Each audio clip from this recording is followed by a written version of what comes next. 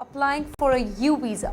This particular visa is meant for people who become victims of serious crimes like robbery or violence, and then they help the police in the investigation. But sadly, a few people misuse this system by creating fake crime reports just to get this U visa. One such case has come to the light from Fairfield County, South Carolina, where two Gujaratis, Biren Patel and Lakshit Patel, were arrested for faking a robbery. Biren Patel owns a small gas station and convenience store in a rural part of the town where security cameras and police patrols are very limited. On March 9, Biren called the police and said that a man had robbed his store at gunpoint, and that too at 9 p.m. and stole $379. The story seemed quite believable at first, but the police found the case suspicious and started a deep investigation. After checking the evidence, they felt something was actually wrong. The story didn't add up. Finally, on May 14, police questioned Biren Patel very strictly. That's when the truth came out. He confessed that the robbery never happened. It was a fake plan to help his employee, Lakshit Patel, to get a U visa. Lakshit had entered the US illegally in September 2024, and he had an immigration court hearing scheduled for March 2025.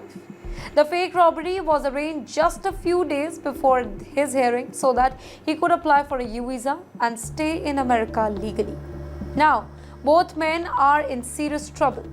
Biren Patel has been arrested for criminal conspiracy, and Lakshit Patel is also in the jail for filing a false police report and conspiracy. Because he is undocumented, federal agents have taken custody of him. This means that he could soon be deported back to India. The case is now in the hands of Department of Homeland Security. The situation is quite serious for both of them. Even if Biren Patel has a green card, he could also be deported because the US laws are very strict about immigration fraud. The government has started taking tough action against people who lies or cheat the immigration system. But the question is, why did they think that they could get away with this? Well, in rural areas of the US, there are fewer cameras, less police activity, and fewer witnesses. Some people believe that it's quite easy to fake robberies in such locations. In many past cases, undocumented Gujaratis have used fake robbery cases to apply for U visas and eventually became green card holders and even US citizens. But this is changing really fast. The US government is now very alert. They only accept U visa applications after a full investigation. Police now look very closely at robbery reports. In fact, in past few years, several Gujaratis have been caught doing the same thing and have ended up in jail or deported. Right now, many undocumented Indians living in America are quite scared. Even people who have work permits or social security numbers are being deported if they are caught in very small crimes.